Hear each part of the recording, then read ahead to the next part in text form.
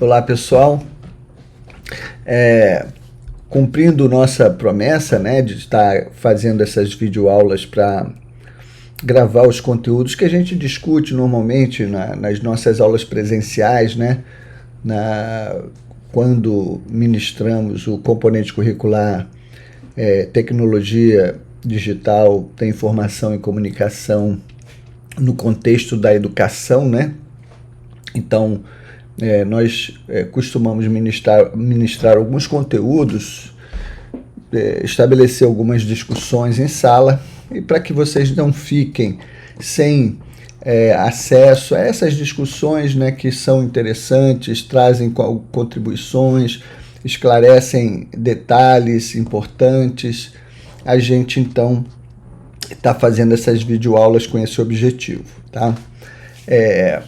E na videoaula passada, né, quando nós tratamos do Professor 4.0, Educação 4.0, né, nós terminamos aquela videoaula, e normalmente terminamos essa aula que damos, né, colocando que resta ao professor, nesse contexto da sociedade 4.0, uma coisa importante, que é o seu letramento digital, a necessidade desse letramento digital. E nós então vamos tratar desse tema hoje, começar, na verdade, porque tudo que nós vamos fazer, ou que estamos fazendo ao longo dessa formação, nada mais é do que letramento digital, proporcionar esse letramento digital, né, a vocês que estão em formação, buscando fazê-los entender que esse processo de letramento digital, ele agora é ininterrupto, ele é permanente, né? Ele se estabelece de uma vez por todas até o final da nossa carreira, até o final até o final da nossa vida, né? Porque a gente vai estar sempre envolvido com novas tecnologias e sempre de alguma forma, dependendo desse domínio das tecnologias para desenvolver cada vez mais nossas atividades, ok? Mas antes de começar essa temática propriamente, eu gostaria de lembrar que na próxima terça-feira, né, agora próxima semana, terça-feira à noite, e pontualmente às 6h30, nós estaremos reunidos para o nosso primeiro seminário que vai tratar do tema cidadania digital, um tema importante, né? No qual nós vamos estar pensando, né, como introduzir essa temática na sala de aula com os nossos alunos. Por isso a gente propôs a preparação de um plano de aula, né? São 9 horas.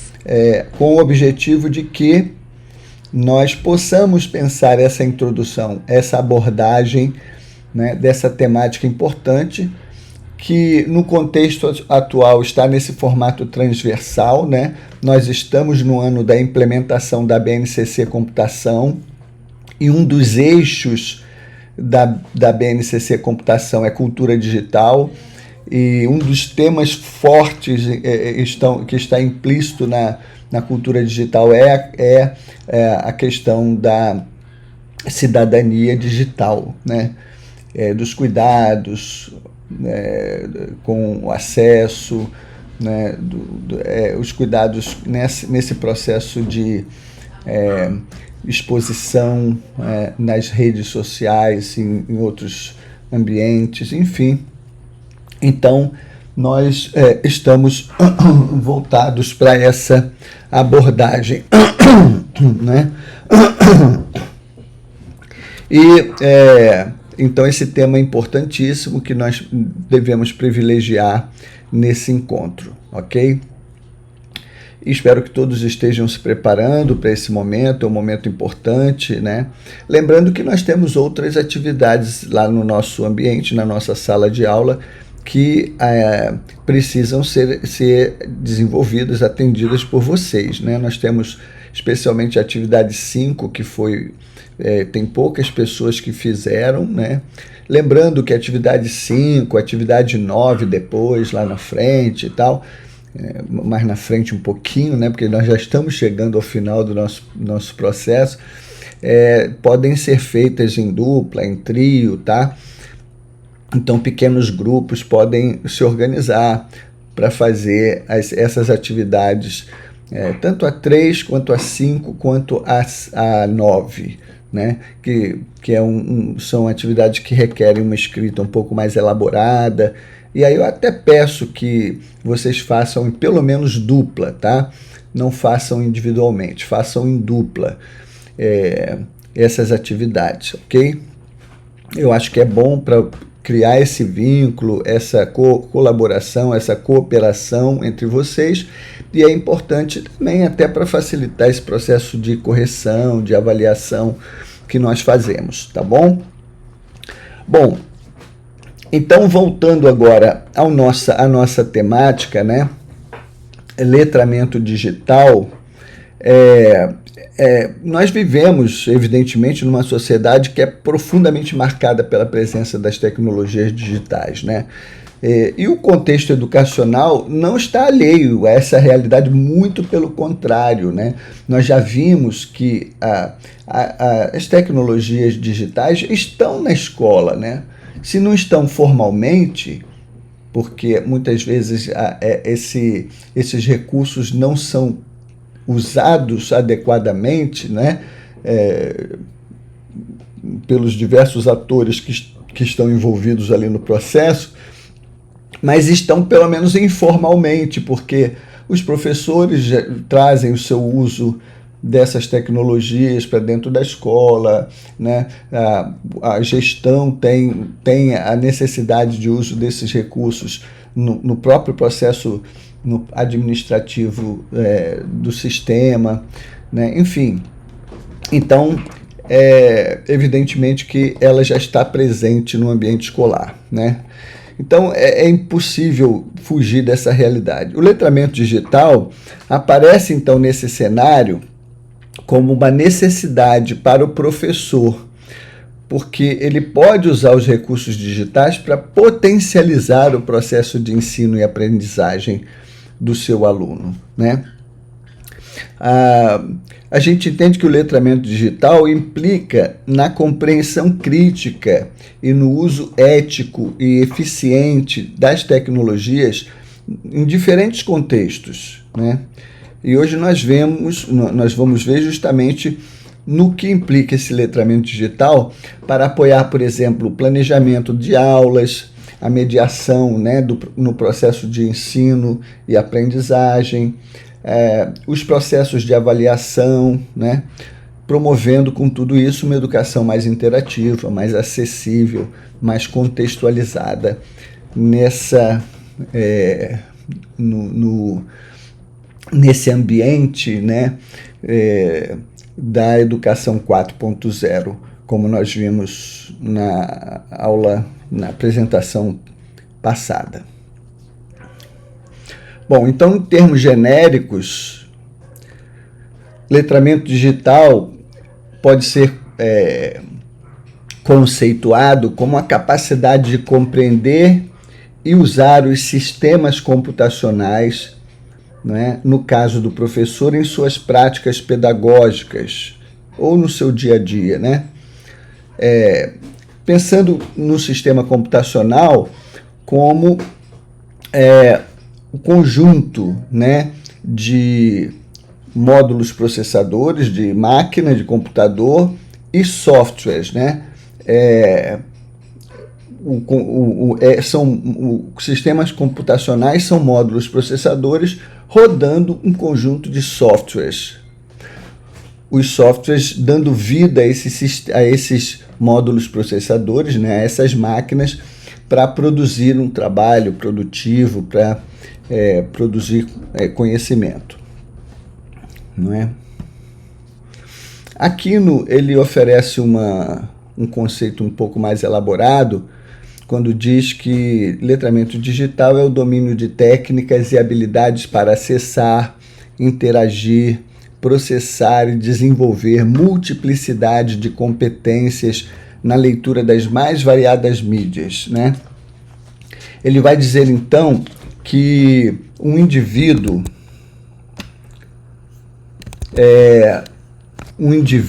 para ser letrado digitalmente, precisa ter a capacidade de localizar, filtrar e avaliar criticamente informações disponibilizadas eletronicamente e ter familiaridade com as normas que regem a comunicação com outras pessoas nesse ambiente digital, né? Então, isso seria para aqui no letramento digital. Bom, então, letramento digital envolve o domínio dos sistemas computacionais. E os sistemas computacionais são formados de hardware e software, né? É o conjunto desses dois elementos que permitem, então, a manipulação de informações, a transmissão de conteúdos, de informações e gerando conhecimento, né?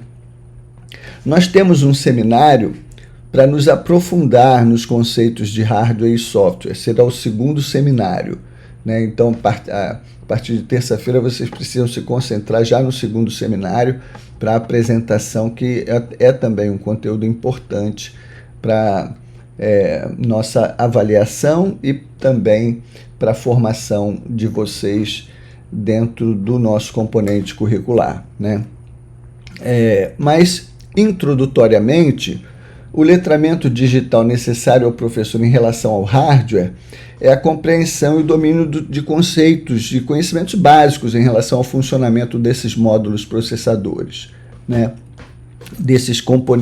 Dos componentes eletrônicos operados dentro do sistema computacional, né? O hardware são as tecnologias digitais plugadas, como nós vimos lá no nosso encontro remoto, né? Naqueles conceitos de tecnologias plugadas e desplugadas. Ou seja, são os dispositivos que funcionam mediante consumo de energia, né? Formados de componentes eletrônicos como CPU, memória principal, memória secundária, os barramentos de dados por onde fluem, né? Os pacotes, as informações, né? E os periféricos que se conectam a esse módulo processador para permitir potencializar o uso da máquina, né? Então, hardware, portanto, o componente físico desse sistema, tá certo? Veja, o letramento digital ele será sempre correspondente à necessidade de cada indivíduo, dependendo da sua atividade profissional, né? Então, o letramento digital requerido de um professor em relação aos sistemas computacionais é diferente do letramento digital requerido de um engenheiro da computação, né? Como também é diferente de um cozinheiro, né? Enfim, cada um dentro da sua área de atuação, ele vai precisar ter esse domínio. E esse domínio é diferenciado, né? E é esse domínio, essa capacidade de uso ético, produtivo, eficiente, que é o letramento digital, tá certo? Bom, se o conhecimento, se o letramento digital em relação ao hardware é ter essa noção de como ele funciona, como funcionam os seus componentes eletrônicos, né? CPU, memória principal, memória secundária, barramentos de dados, né? E etc. Tá certo? A mesma coisa se dá em relação ao software, né? Então, entendendo que o letramento digital no contexto educacional implica conhecer e saber utilizar diferentes softwares para planejar, para aplicar e avaliar estratégias de ensino, né, para incorporar os recursos educacionais de formas digitais de forma significativa no processo de ensino e aprendizagem, né? É interessante a gente ter uma noção clara do que é o software, né? O que é um software? Um software nada mais é do que um conjunto de instruções que dizem ao computador o que ele vai fazer, o que ele precisa fazer. O software é, na verdade, o resultado de o que a gente chama de código-fonte de um programa. Um programador, ele vai para o computador, ele começa, então, a escrever linhas de comando utilizando uma linguagem de programação qualquer. Existem muitas linguagens de programação.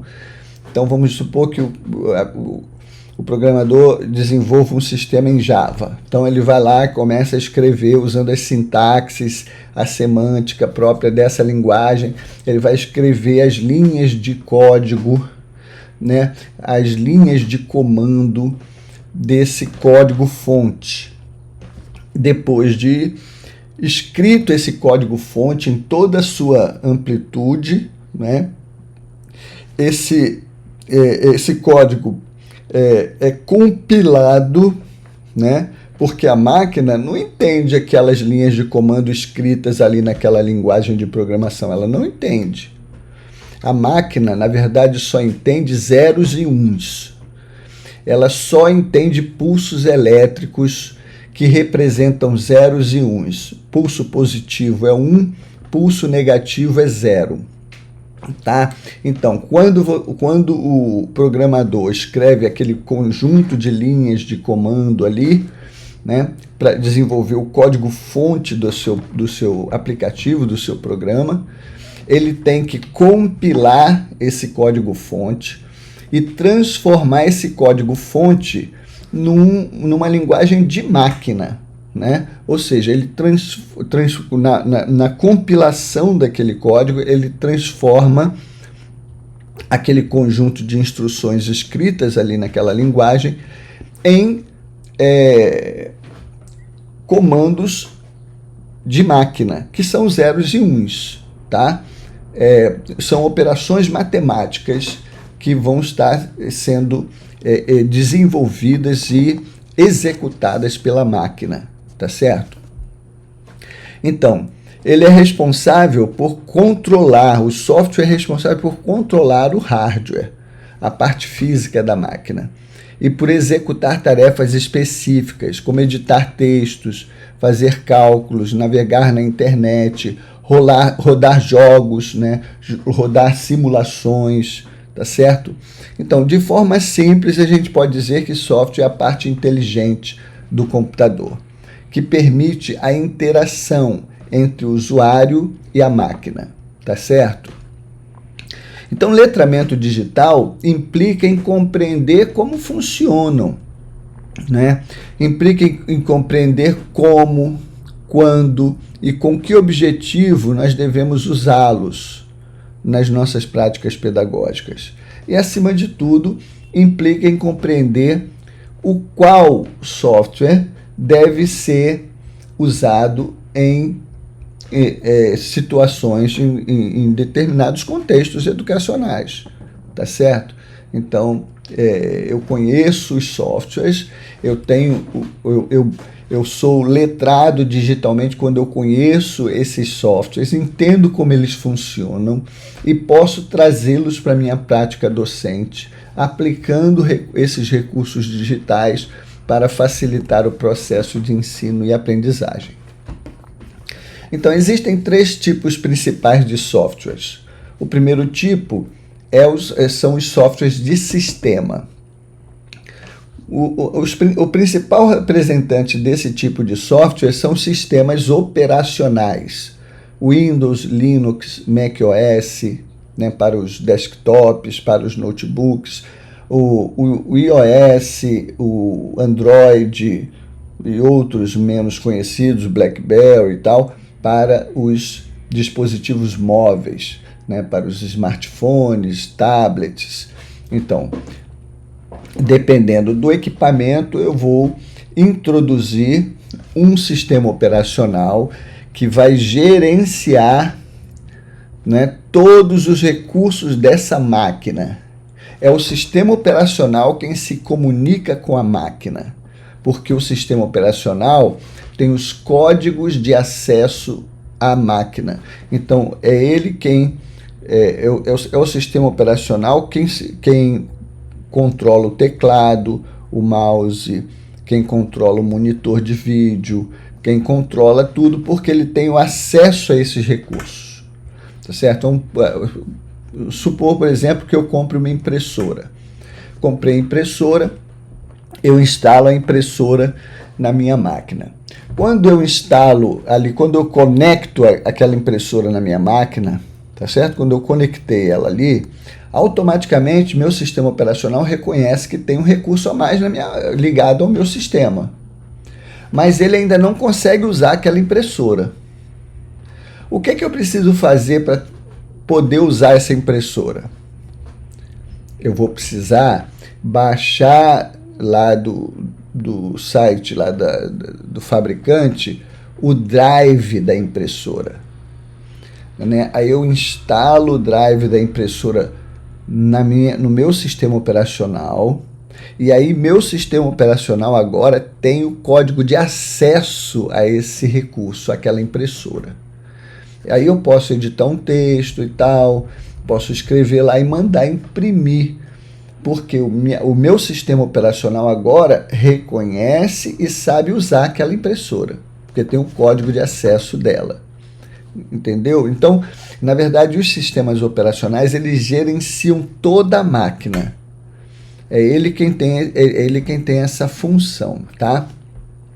Um outro tipo importante de software são os softwares aplicativos, que é o maior grupo, né? Existem aplicativos para todas as áreas do conhecimento, desde editores de texto, passando ali por navegadores de internet, planilhas, ferramentas educacionais, até softwares altamente específicos, né? Softwares utilizados para realizar atividades na área médica, nas engenharias, nas áreas de segurança, em todas as áreas, tá certo? Então, é quase infinito a quantidade de softwares aplicativos. Eu, por exemplo, tenho um comércio, aí coloco lá um software aplicativo para gerenciar o meu caixa, para gerenciar o meu estoque, tá? Enfim, software aplicativo é uma imensidão quase infinita de possibilidades, tá? E nós temos os softwares utilitários, né? O terceiro tipo, que são aqueles softwares que executam tarefas úteis para manter a saúde do sistema computacional, né? Então aí entra aí os compiladores, os interpretadores, os desfragmentadores de disco, os antivírus, os gerenciadores e organizadores de arquivos, né? Alguns desses softwares utilitários, eles já vêm de forma nativa com o sistema operacional. É o caso, por exemplo, dos gerenciadores de arquivo, né? O Windows, por exemplo, tem o Windows Explorer, né? Que é o gerenciador de arquivos do Windows, né? Cada sistema operacional vai ter, então, as suas... vai ter os seus programas utilitários, muitas vezes nativos nele. Outros você instala também no sistema operacional, como instala qualquer outro software, um software aplicativo, qualquer um, tá bom? Bem, entendemos ali que é importante ter esse conhecimento do hardware, ter esse conhecimento do software, entender o que é um software, o que é um hardware, quais são os seus objetivos dentro do sistema computacional. Entendemos ali os tipos de software, né? Entendemos ali os componentes eletrônicos principais do hardware. Nós vamos ver no seminário como eles funcionam, tá? Agora, Um outro conhecimento importante dentro desse processo de letramento digital seria o conceito, o conceito de redes de computação, né? O letramento digital em relação às redes de comunicação digitais requer compreender como essas redes funcionam e como elas podem ser usadas na mediação dos processos de ensino e aprendizagem, né? Existem vários tipos de rede, né? Várias estruturas, vários modelos de rede, né? Desde as redes locais, passando por redes metropolitanas e até a rede mundial de computadores. Então, você tem algumas máquinas que podem estar ligadas em rede, trocando entre si recursos, trocando entre si informações, dados, tá certo? Máquinas no mesmo ambiente, ali uma rede local, né? Então, você pode conectar essas máquinas em rede. E você tem redes metropolitanas maiores, ligando empresas entre si, né? Através, muitas vezes, de uma VPN, de uma rede virtual privada, né? Então, você faz um túnel dentro da internet para conectar nessa VPN, nessa rede privada, algumas empresas, alguns órgãos, enfim, tá? E você tem a rede mundial de computadores, tá certo? As redes digitais, elas ampliam o poder dos módulos processadores. Elas conectam entre si esses módulos de forma que eles possam trocar recursos, trocar conteúdos entre si, né? E ela vai usar para essa conexão meios físicos específicos, né? Definidos para esse fim, meios físicos e lógicos, né? Protocolos de comunicação específicas e tal, para que essa comunicação possa acontecer. Bom, a web é a principal dessas redes. Ela hoje conecta bilhões de sistemas computacionais. E o crescimento dessa rede é exponencial, né? A internet das coisas, por exemplo, promete conectar praticamente tudo que nós conhecemos, né? Eletrodomésticos, até peças de vestuário, né? Veículos, né? Por exemplo, eu dirijo um Dolphin da BYD, né? Eu tenho um carrinho assim. Ele está conectado à internet. Dizem, e eu acredito que sim, que ele serve inclusive para espionagem chinesa, né? Por quê? Porque ele ouve você. Se você falar BYD, ele já quer saber o que você quer, que abre uma janela, feche uma janela, tal, alguma coisa, um comando qualquer, né? Mas ele está sempre ouvindo tudo que você está falando dentro do carro, né? E, enfim, é uma forma de espionagem, né? Que eu acredito que realmente é verdade. Na verdade, nós não temos mais privacidade no mundo moderno, né? Nós estamos o tempo todo sendo, de alguma forma, espionado, né? Nós temos lá na nossa sala de café uma sequência de indicações de filmes, e um deles é Ex Machina, né? Um filme que é um filme de ficção que cria um personagem que cria um androide, uma robô, não é, inteligente, e ele chama uma pessoa para fazer o teste de Turing nessa androide, para saber se ela tem consciência ou não, enfim. Mas é um filme muito interessante que, num determinado momento do filme, o desenvolvedor, o gênio da informática que desenvolveu esse dispositivo, ele diz como ele coletou todas as informações, o banco de dados que alimenta essa androide, né? E fez isso por espionagem, né? Buscando, tirando dos celulares e tal as informações que ele queria. Então a web é a principal dessas redes, né? Mas é importante compreender que como os dispositivos se conectam à web, né? Como que se dá essa conexão, até mesmo a longas distâncias, né? A conexão dos dispositivos a essa rede gigante que é a internet acontece graças a uma combinação de tecnologias de comunicação e infraestruturas físicas e digitais, né? Então, vamos tentar compreender. Tudo começa quando um dispositivo estabelece essa conexão. Para ele fazer isso, né? Pode ser um celular, pode ser um computador, pode ser um relógio inteligente, até uma geladeira moderna, né? Para ele fazer isso, ele tem que ter ali, evidentemente, um módulo processador, né, com todos esses componentes eletrônicos que nós comentamos, CPU, memória principal, secundária e tal, e com capacidade de comunicação, ou seja, com uma porta de comunicação, né? Essa porta de comunicação, né, é normalmente uma placa de rede, né? Uma porta de saída e de entrada de dados, né?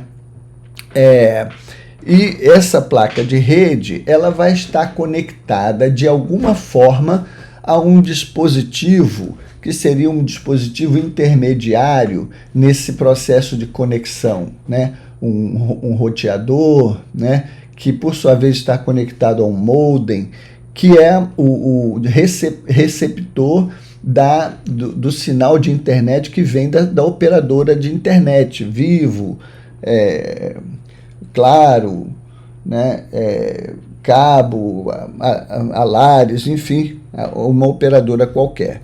Então, essa conexão do seu dispositivo até o roteador pode se dar por meio de cabos físicos mesmo, né, par trançado, né, onde vão fluir pulsos elétricos, tá certo?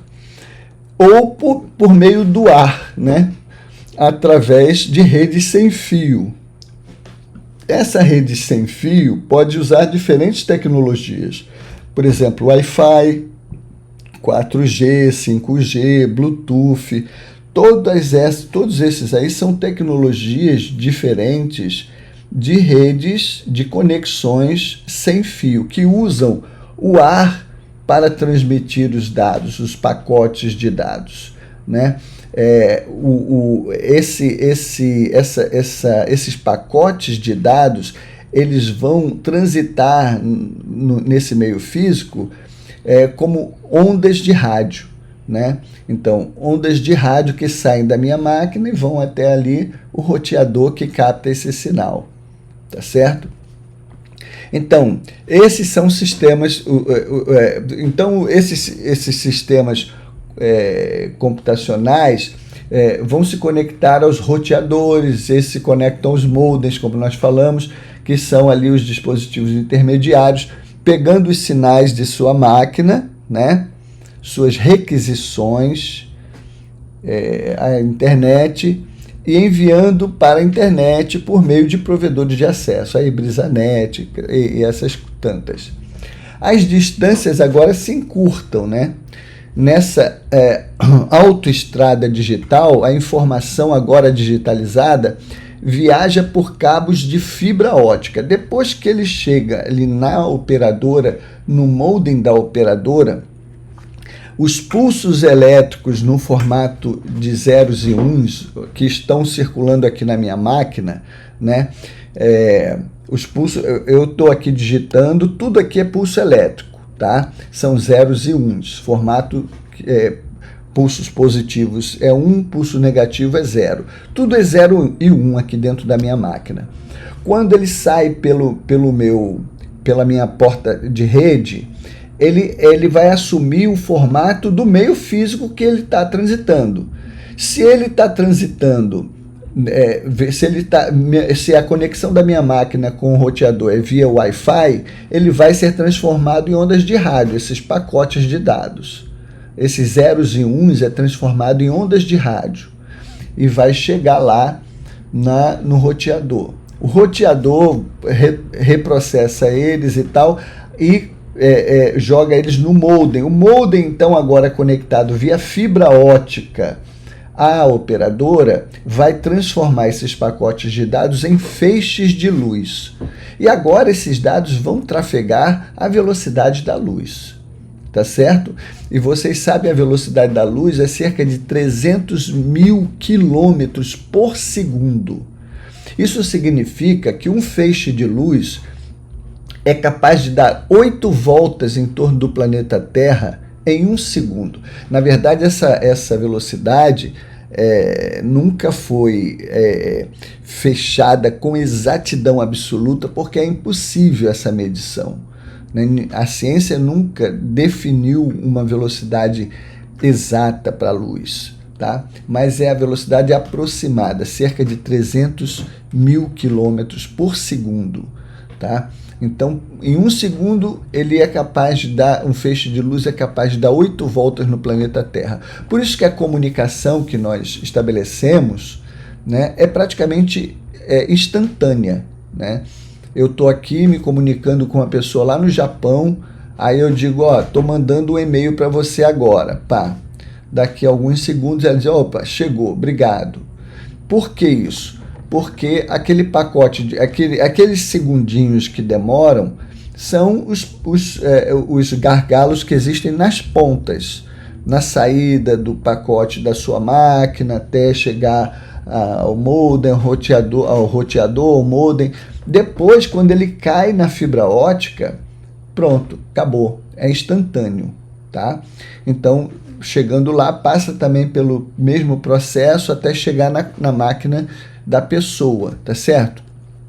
Então, não existe mágica nesse processo, apenas tecnologia. É um conjunto muito grande de tecnologias que estão por trás de uma simples conexão à internet.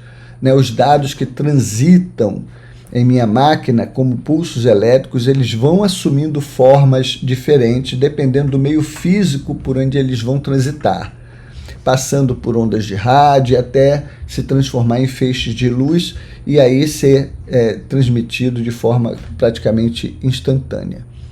Então, temos um tópico para tratar dessa infraestrutura de conectividade para a internet no Fórum Sala do Café. E nele temos, inclusive, uma atividade bônus a ser feita por vocês. Se vocês querem ganhar um ponto a mais, façam essa atividade que está lá no Fórum Sala do Café. É um tópico só tratando dessa infraestrutura de conectividade para a internet. Tá? É uma matéria da BBC Brasil, né? Muito interessante, com vídeos mostrando todo esse processo de cabeamento submarino de fibra ótica que corta os continentes, né? Interconectando todo o mundo hoje. Praticamente o mundo inteiro está interconectado por cabos de fibra ótica, né? Para não se perder no caminho, esses pacotes de dados eles recebem endereçamentos e protocolos específicos, né? Cada dispositivo na internet tem um endereço IP, como se fosse o número da casa onde ele vai chegar.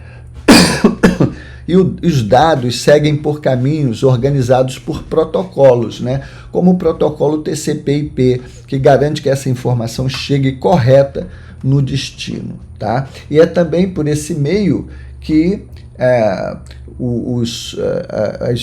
as investigações policiais acabam chegando naquele que comete um crime no cyberespaço, tá? Bom, como é que o satélite entra aí para quê? Qual a situação do satélite nessa jogada? Bom, o satélite é para situações específicas.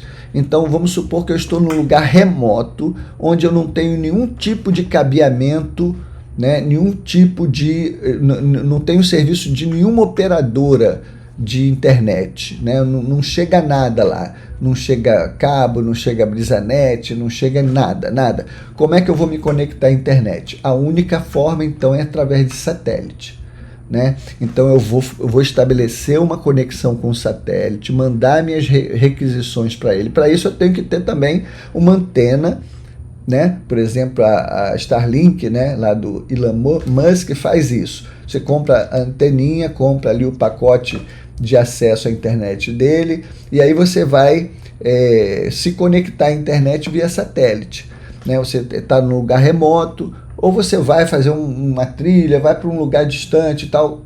Você tendo a anteninha lá do Elon Musk, você se conecta à internet sempre, né? Você vai estar sempre conectado, porque ele pega ele faz essa conexão com o satélite, aí você envia através do seu computador as suas requisições, vai para o satélite e o satélite replica aquela requisição para um outro ponto, uma outra antena na Terra, em outro lugar, para que aquela requisição siga o caminho normal via fibra ótica até receber de volta os dados que você está solicitando, né? Então, o satélite ele funciona como um espelho no céu, né? Recebendo sinais de um ponto da Terra e retransmitindo esses sinais para outro ponto, mesmo que esteja a milhares de quilômetros de distância. Então, o satélite recebe o sinal, amplifica o sinal, fortalece o sinal e redireciona esse sinal. Alguns satélites mais modernos também até processam alguns dados, né? Para compilar, para fazer uma compressão de dados, para fazer uma filtragem, enfim. Mas a função do satélite é funcionar como um grande espelho, replicando a sua requisição para outro ponto, né, na Terra, a fim de que o processo siga normalmente. Então, é neste mundo, com possibilidades quase ilimitadas, que o professor precisa lidar, né?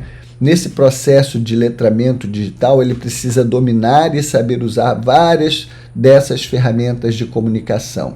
Algumas dessas ferramentas são assíncronas, né? Então, por exemplo, os e-mails, os fóruns de discussão lá da nossa plataforma e tal, são ferramentas assíncronas. Outras são síncronas, como as videoconferências, os chats, né? Ou seja, ferramentas que são aplicadas para uso em tempo real, com as pessoas conectadas ao mesmo tempo, né? Acessando ali, por exemplo, uma videochamada, e outras em que a pessoa não precisa ser em tempo real, né? Essa comunicação se dá a qualquer tempo. Eu boto lá uma mensagem no fórum, você quando entrar no fórum vai ver a mensagem, vai me responder, tá? Vai fazer lá a atividade, tá? Então, você precisa dominar esses recursos, essas ferramentas síncronas, assíncronas, isso faz parte, e é por isso que nós colocamos essa disciplina dentro desse formato, dentro da plataforma EAD, para que a gente possa aprender a utilizar esse recurso e fazer isso com proficiência, tá? Então, no contexto do letramento digital, uma das habilidades mais importantes para o professor é a capacidade de buscar, localizar, compreender, avaliar e utilizar as informações em meios digitais. Isso significa que o professor precisa saber onde e como buscar essas informações relevantes, né? E é importante para isso conhecer os motores de busca, né? O Google, portais educacionais, bibliotecas digitais, repositórios acadêmicos como o Cielo, Google Acadêmico, periódicos CAPES, né? Então, esses repositórios são muito importantes, eles contêm as informações mais relevantes, é interessante nós conhecermos e dominarmos esse recurso. Mas localizar é o primeiro passo. Além disso, ele precisa analisar a qualidade dessa informação, observando a autoria da fonte, né, quem escreveu, se é confiável, se tem credibilidade científica, né, a atualidade do conteúdo, se está atualizado, se é recente, a intencionalidade, se é um recurso informativo, se é um recurso publicitário, se é um recurso apenas opinativo, tá certo? Então, ter essas noções é importantíssimo para finalmente selecionar e aplicar essas informações de forma crítica e ética, incorporando essas informações aos conteúdos de qualidade no planejamento das suas aulas, nas suas atividades pedagógicas. E nesse processo é importante evitar o plágio, né? Então, toda vez que eu pego um conteúdo de alguma fonte, eu preciso citar corretamente essa fonte. né? E eu preciso fazer isso e eu preciso estimular que os meus alunos façam isso, né?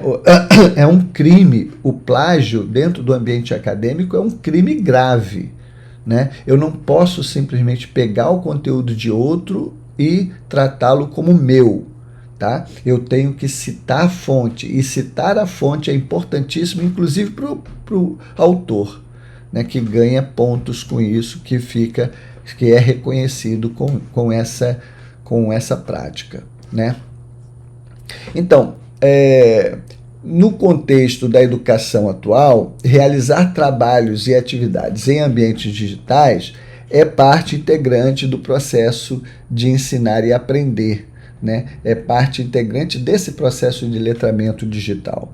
Para isso, é indispensável que o professor desenvolva a habilidade de usar com autonomia os diversos editores de texto, né? As ferramentas de produção digital de um modo geral. Na prática, isso significa dominar ferramentas digitais como editores de texto, Word, Google Docs, LibreOffice, né? Para criar e formatar os documentos, né? Como planos de aula, relatórios, provas, materiais de apoio, né? Entre outros. É importante também aprender a utilizar os recursos de apresentação digital, né? O PowerPoint, o Google Slide, o Prezi, são aplicativos, né? São softwares, tanto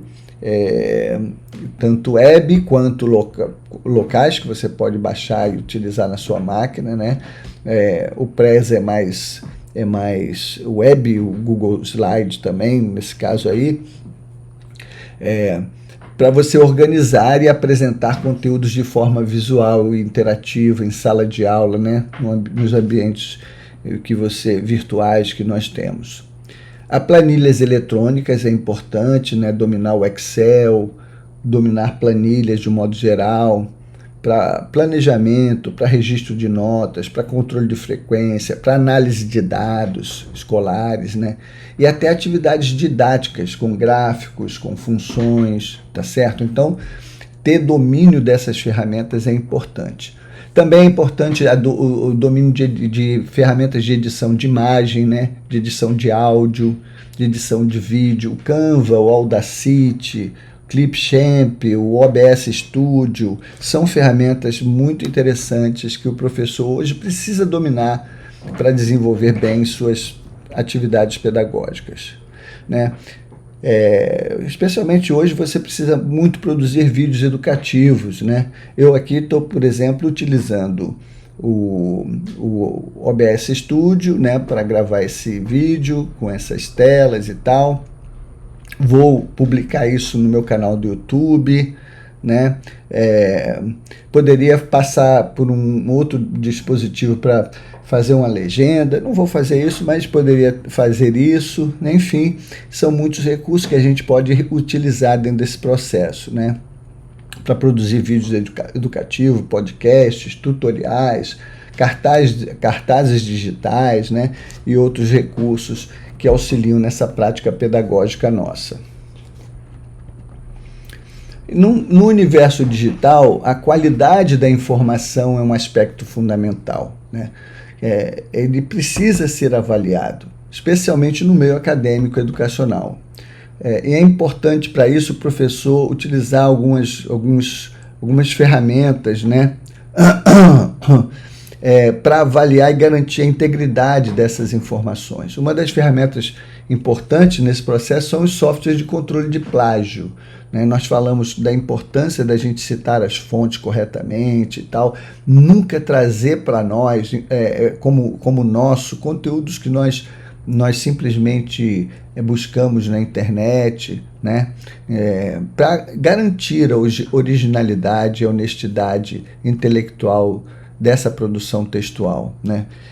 Isso é importante para o professor e seus alunos, porque promove ética acadêmica, desde a formação inicial, né? Evita cópias indevidas e estimula a produção crítica, né? É importante citar corretamente os autores para dar legitimidade à pesquisa acadêmica, né? Na verdade, quando nós temos autores, se você olhar minha tese, por exemplo, de doutorado, foram mais de 20 páginas só com meu referencial teórico, né? Minha tese foi uma tese de quase 300 páginas e quase 20 páginas foi só de referencial teórico ali, de autores que eu pesquisei e tal, que eu citei corretamente, né? Seja parafraseando aquilo que os autores disseram, seja citando de forma direta o seu conteúdo, né? a sua contribuição. Então é importantíssimo fazer isso. Bem, no letramento digital, o professor não deve estar limitado a consumir conteúdos prontos, né? Mas o letramento digital nos estimula também a produzir conteúdos próprios para a web, dominar a disseminação responsável dessa informação em diversos ambientes digitais. Essa habilidade é central para o professor do século XXI, né? Que precisa não apenas ensinar, mas também comunicar, inspirar e colaborar com outros educadores, com seus alunos, por meio de plataformas digitais. Várias ferramentas web podem ser usadas para isso. Os blogs, né? Para você publicar ali as suas produções, as plataformas online de colaboração, o Padlet, por exemplo, as redes sociais, né, de modo geral, principalmente o YouTube. Eu gosto mais, mas tem até mesmo o WhatsApp, né? Pode ser usado didaticamente. Então, quando bem utilizadas, são canais poderosos para divulgação. E os ambientes virtuais de aprendizagem, né? Os AVAs, como o Moodle, que nós usamos na nossa disciplina, no nosso componente curricular. Mas também poderia estar sendo usado o Classroom, o Edmundo, são outros ambientes virtuais de aprendizagem interessantes, embora o melhor deles seja o Moodle, tá? Neles o professor organiza o conteúdo, compartilha o material didático, interage com os alunos, avalia o processo de ensino, né? Enfim, de forma estruturada, segura, tá certo? Então, no processo de letramento digital, um dos aspectos mais estratégicos e duradouros é a compreensão da lógica das ferramentas tecnológicas, né? E não apenas o domínio técnico pontual de um software ou aplicativo, mas como ele funciona, como é a dinâmica de uso dessas ferramentas, né? Desses ambientes. Porque aí você pode replicar, né, esse conhecimento para utilizar outros ambientes semelhantes, né? Por isso, aprender a lógica por trás da ferramenta, ou seja, aprender como ela organiza a informação, como opera as suas funções, né, é importante, porque permite que o professor transfira esse conhecimento para novas ferramentas semelhantes, ficando mais autônomo, mais pronto para orientar os alunos. Se o professor entende a lógica de um editor de texto, menus, barras de formatação, atalhos, ele vai ser capaz de usar o Word, o Google Docs, o LibreOffice ou qualquer outro editor que surgir com a mesma facilidade, né? Então, ao aprender como funciona uma apresentação digital, as transições, as inserções de mídia, a estrutura de slide, você pode transitar com facilidade entre o PowerPoint, o Prezi, o Canva, né? Sem dificuldade alguma. Então, sabendo a lógica de armazenamento em nuvem, por exemplo, você sabe usar com segurança o Google Drive, o Dropbox, o OneDrive, né, que são discos virtuais na nuvem que funcionam com a mesma lógica, tá? Sem perder esse controle, né? Você vai ter o controle de um, de outro, qualquer um que aparecer, você entende como funciona e logo assimila e passa a utilizar com proficiência, tá? Por trás dessa lógica existe sempre uma interface gráfica, né? Padrões de usabilidade, hierarquia de menus, de comandos, formatos de entrada e saída de dados, né? Processos de edição, de salvamento, exportação, compartilhamento, né? Modelos de interação com o usuário, botões, ícones, barras, tudo isso aí está dentro desse domínio, dessa lógica de funcionamento, né? Bom, basicamente era isso que a gente tinha que tratar nessa apresentação sobre letramento digital. Esse é apenas um momento introdutório. Nós falamos que esse processo de letramento digital ele só tem início, ele não tem fim, né? Na verdade tem fim, porque tudo nessa vida tem fim, mas ele só tem início no sentido de que nós vamos estar sempre buscando esse letramento digital num processo de formação continuada, né? Para estarmos sempre hábeis em condições de vivenciar isso, tá certo? O domínio das tecnologias, elas nos permite o controle da máquina e dos seus recursos.